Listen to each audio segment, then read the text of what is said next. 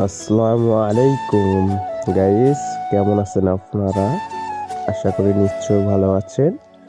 আজকের ভিডিওটা হচ্ছে রাস্তার কাজের পার্ট 2 পর্ব। দেখতে পাচ্ছেন ইট ফেলানো এবং ডলনা মোটামুটি শেষ, এখন শুধু বাকি আছে পাথর আর পিচ ফেলানো। পাথর আর পিচ ফেলাইলেই এই রাস্তা কমপ্লিট।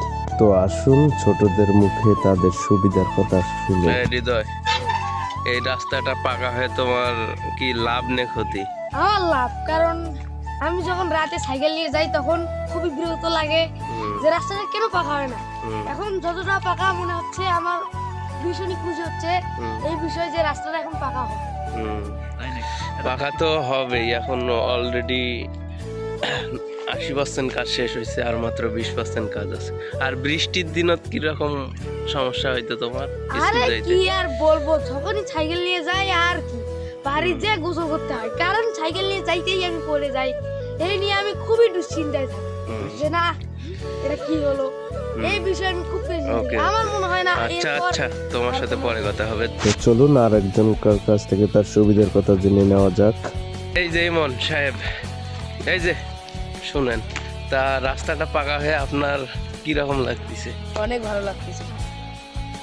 তা এখানে রাস্তা পাকা হয়ে তোমার লাভ কি রকম হলো আর ক্ষতি কি রকম হলো সেটা বলো।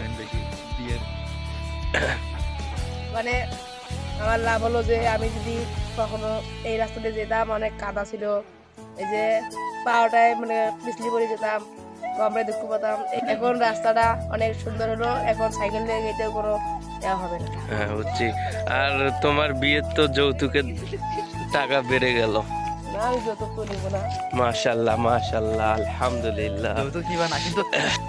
সো গাইস, ভিডিওটা যদি ভালো লাগে লাইক, কমেন্ট অ্যান্ড শেয়ার করতে ভুলবেন না এবং আমাদের পাশেই থাকবেন। ধন্যবাদ। আবারও আসবো এর পার্ট 3 নিয়ে।